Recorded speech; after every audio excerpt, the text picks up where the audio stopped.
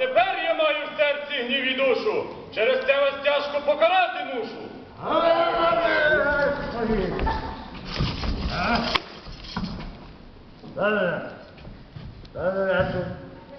Добре.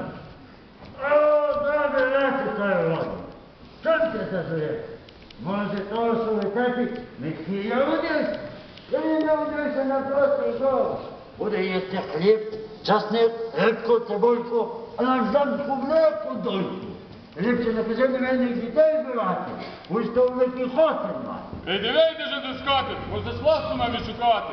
Христос пощади нам не дасть. Христос родився, Івана Святого, буде хоронити від всякого злого. Хочем Бога наш батько, ми хочем Бога наш цар. Ай, пан, і я хочем Бог.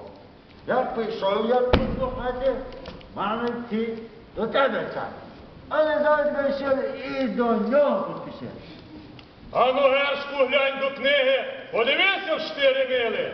Де той цар родитись має, що на мене він зіває?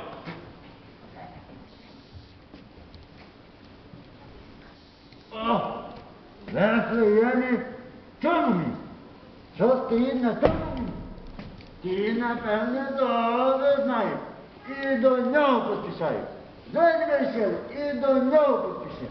Ну, скажіть, лукаві роди, де ви діли цю дитину? І не скажемо, Іроди, ти про пам'ять говорили. Замовчіть, шалені роди, я царем у тебе є. Коли слухатись не будеш, моя шабля тебе б'є. Поки сонце в небі гріє, тут цар Ірод володіє.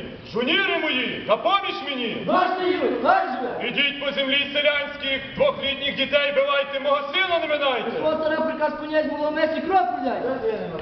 Ай, Вайта, Ілоня! Царське Господи!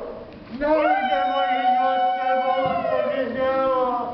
А як вийде з хаті, як не зняти з хаті, а закипані дитя, Богославці!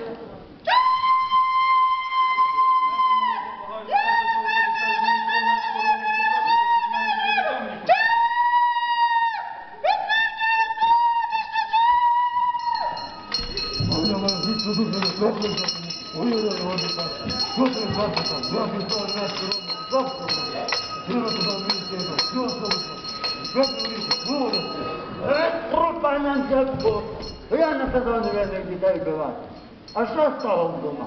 Я складу золото свого до серця. О, якби ті скарби золота мав, у них зі сумку юску утішав. Гинула щедро проклята мара, волі всесвіти настала пора. Серце до серця єднати час, Христос посеред нас. Тепер ми, браття, гарно поставаймо і на честь слава Месії люду заспіваємо. Вифлеємі, мій